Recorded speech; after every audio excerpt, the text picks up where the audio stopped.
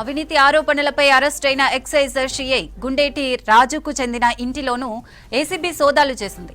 గతంలో సిరిసిల్ల జిల్లా వేములవాడలో పనిచేసినప్పుడు భారీగా అవినీతికి పాల్పడినట్లు ఆరోపణలు వచ్చాయి.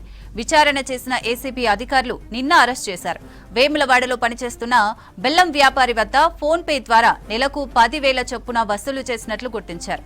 ఎక్సైజ్ సిఐ గుండేటి రాజు నివాసంలో భారీ ఎత్తున నగలు 20 లక్షల క్యాష్తో స్వాధీనం చేసుకున్నారు.